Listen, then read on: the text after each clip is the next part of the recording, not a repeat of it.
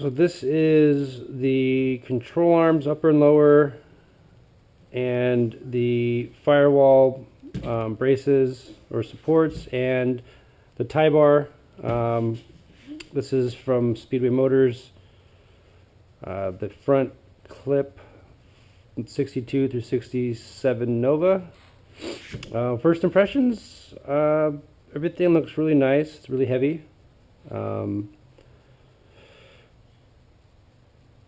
Welds look nice. A lot of things came pre-assembled. They already had the bushings and hardware pressed into the upper control arms. Lower control arms, bushings were pressed.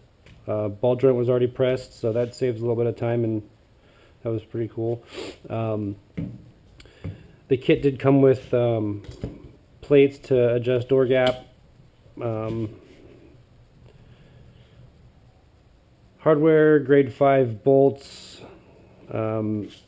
Oddly, the grade 8 bolts are for the firewall support to the frame here in the front, which is kind of weird. I guess that's a torque point, but anyways, yeah, grade 8 for that, and then grade 8 for the spindles. I'm sorry, not the spindles, but the rack bracket, tie rod rack bracket for this on the spindle. Those are grade 8s. Otherwise, everything else is grade 5. All right, so negative aspect of this kit: all these silver bolts are grade 5, and they aren't long enough. The shaft isn't long enough to actually go through the entire shock mount, which of course that's a weak point. You know, you always end up shearing a bolt to threads if it's going to shear. Grade 5, I don't know. These guys are about the same, looks like. You know, this should be solid all the way through the shaft into the control arm or into the frame, and it's not. So again, you're risking having to figure with the spacing. Now you have a risk of shearing off a bolt. Alright, so I might change those out.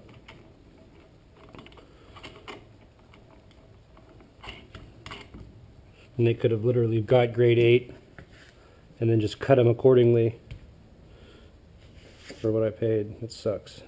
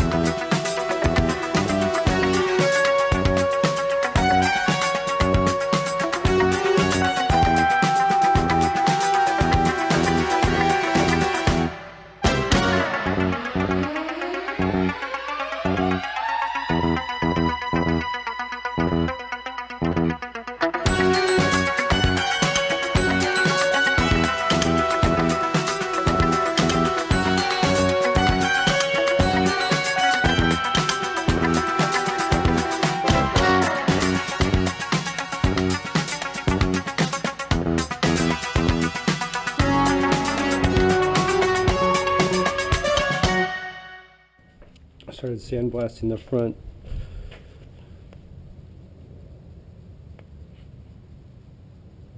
It's coming out pretty good.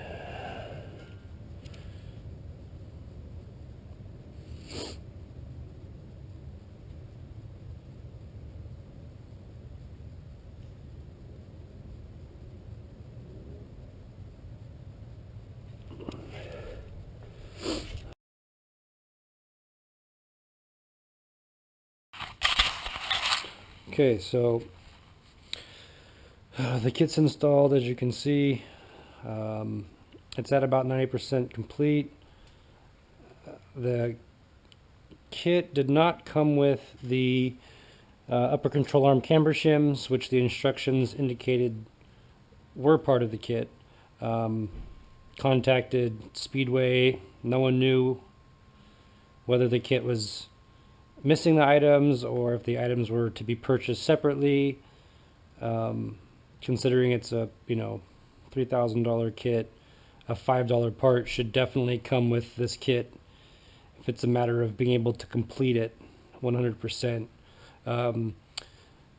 The kit did not come with the steering linkage, which I can understand to a degree. However, they should have given some sort of indication of what to expect as far as the output shaft for the power steering rack. I had a Mustang 2 conversion on this prior to purchasing this kit, and it had like the 26 splined. I'm not actually sure of the diameter, but I anticipated this being similar or the same. So if I would have known this was a double D output shaft, I would have went ahead and purchased the linkages and shafts prior to the install, just so I had the hardware to take care of the installation. So again, that was a little bit annoying nonetheless. The kit went in fairly easily. I did have one of the I had one of the driver's side bolts that gave me a hard time. All four on the passenger side went in. 3 out of 4 went in without a problem on the driver's side. I had to pull one of the top bolts off the driver's side, pry it over the frame, tighten the bolts down, and then slip the bolts in, and it was fine. So it wasn't extremely difficult. It was just a pain in the ass. Not sure why that happened. The subframe hasn't been damaged. There was a tire, popped the tire, and the tire smacked the firewall. So there's a little bit of the floorboard had been damaged slightly, but nothing extreme. My cheap little Mustang 2 conversion bolted up without a hiccup, so I don't know if it's just their jig or if it was something else. But anyways, everything else bolted up fairly easily. The only other issue I had was with the shocks. The shocks actually are designed, of course, it's your typical spring perch coilover setup.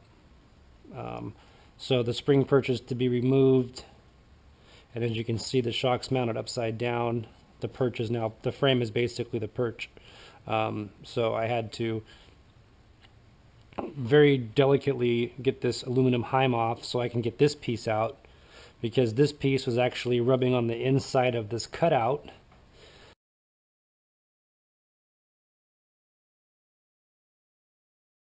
And if I hadn't been paying attention or just double triple checking, this could have easily gone unseen, and it would have eventually, this is aluminum, so this would have been got maimed, but it could have potentially bent the shock shaft or the heim, or it could have just damaged something to where I'd have to disassemble and assess or not. But it just didn't seem very smart of them to say this is a bolt-in kit, get these, just remove the perch, and you're good to go.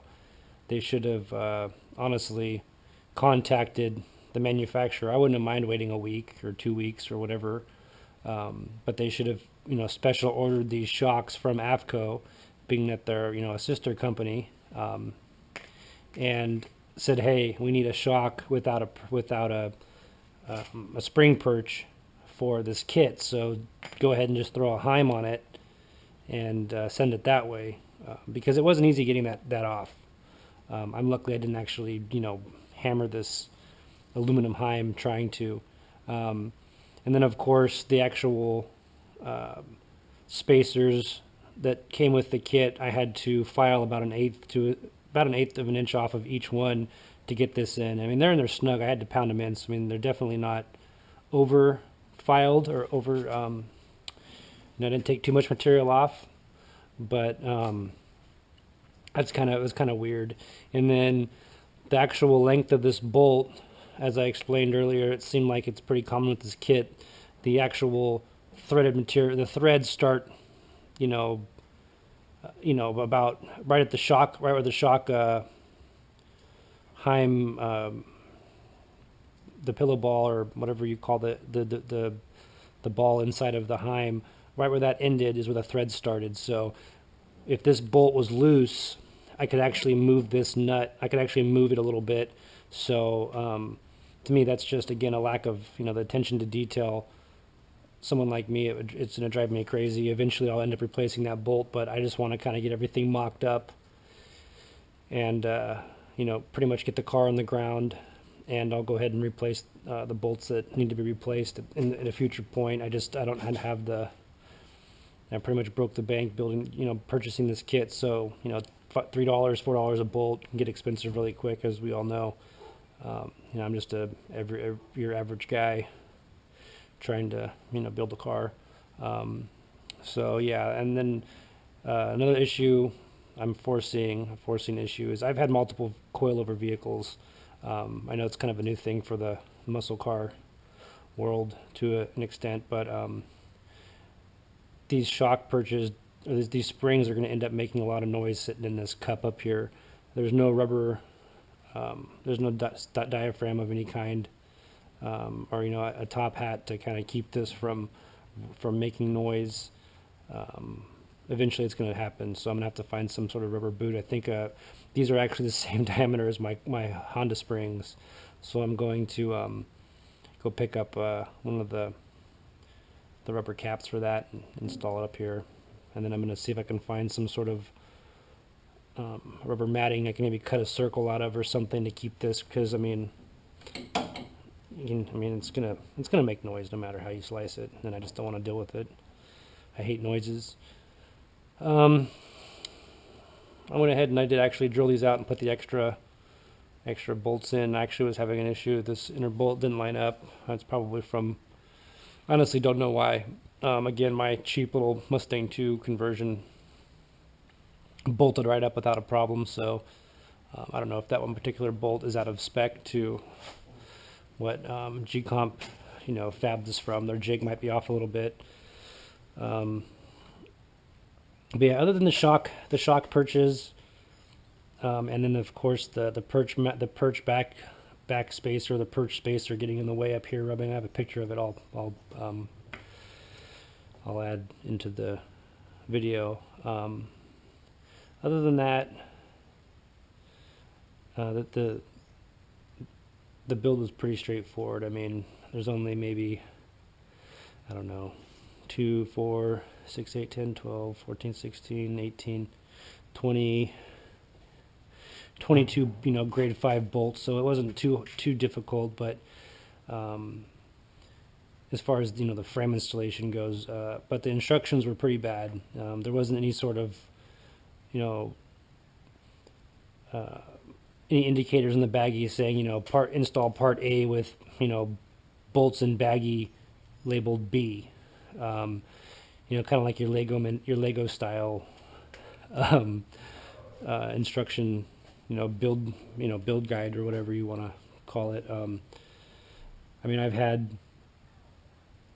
Legos, Lego baggies and IKEA directions that are a lot better than the ones that were received in the PDF file on their website. Then this is a pretty in-depth, not necessarily in-depth, but just a very expensive kit. So with that said, I'd like to see Speedway maybe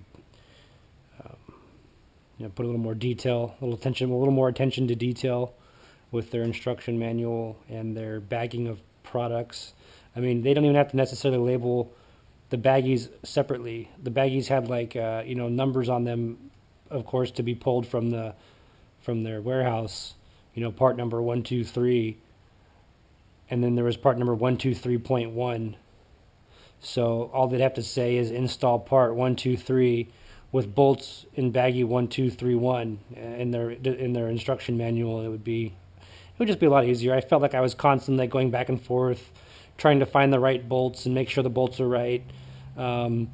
A couple of them were the same size. A couple of them were kind of weird. As I mentioned before, some of the bolts had the threads start a little early in the actual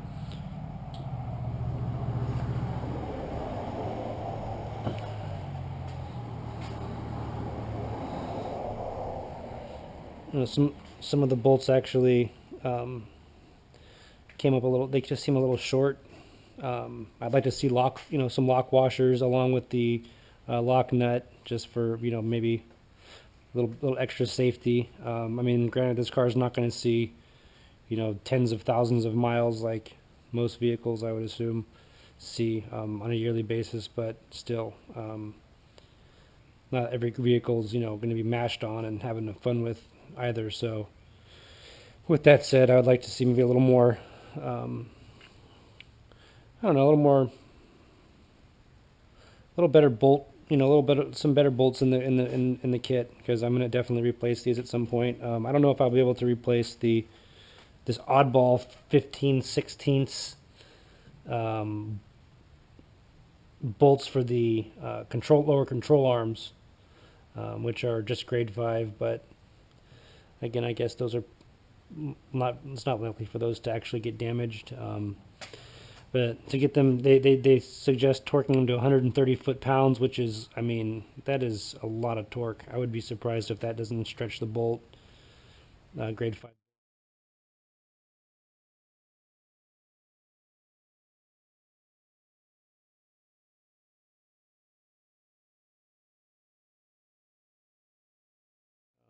You know, wrenching a bolt down to 130 foot-pounds is really, really tough for, a control arm that's pretty much, I don't know, it's just a hinge point. It's not taking direct blows, versus, like, say, this bolt here is going to be taking a lot of up and down abuse. Same with this bolt here. These should have been grade 8. But that's just my opinion, of course. And some of you out there might disagree with me. I'm by no means an expert. This is just, a perspective, or my point of view on building things. I kind of tend to be the Tim the Toolman Taylor kind of mentality, where I tend to overkill with safety and things of that nature. But again, it's just preference. But yeah, once I get those camber shims in, I'll be pretty much throwing the spindles on, throwing the brakes up, getting the rack bolted down, getting the sway bar locked up, and then once I get everything as far as the suspension and the frame goes, I'll get to the next step, drop the motor back in, adjust ride height, get it to where I want, and then of course just keep on moving forward from there. I kind of, the one thing I had mentioned earlier, but it may not be in this video, is the tie rod, or the tie bar. I mean, let me see here. So with the nut adjusted, let's see how much of this, I mean, obviously there's not much strength in this, but maybe a 1/2 inch of bolt in there. That's how much bolt's sitting in there. And it's aluminum, so that's just going to, end up ovalizing and beating the shit out of these threads. So I would have liked to have seen this in steel, and everything else is steel, I guess, to save weight and stuff, but it's a, it's a 1,500 pound car. I mean, and already cut off, 100 pounds or several, I don't know exact weight, but, several pounds with this conversion versus the standard front clip. But, I don't know, I would have liked to have painted that black, and we all know how good aluminum paints. So it's gonna be kind of weird having a big shiny aluminum crossbar or tie bar in all this black stuff, black and orange. But anyways, I guess maybe it's an excuse to keep the, throw some, or scuff up that chrome and make my chrome valve covers, which I wanted to make black, or replace with black ones, turn them into that brushed aluminum look, which chrome does pretty well. So other than that, the steering thing was a pain in the ass. Double D 36 spline I wish they would have sent me something, or at least had it in the description. I kind of was under the impression it was going to come with something, but again, custom, fabricated means that they could pretty much send you just a pile of parts and say good luck. So, but anyways, moving forward from here, again, it's a very solid kit. It feels really stiff. I mean, it feels like it's really going to be rigid, and it feels like it's going to be a good kit. I just the bolts and the lack of attention to detail is a little rough. But anyways, we'll see how it goes. Go from here.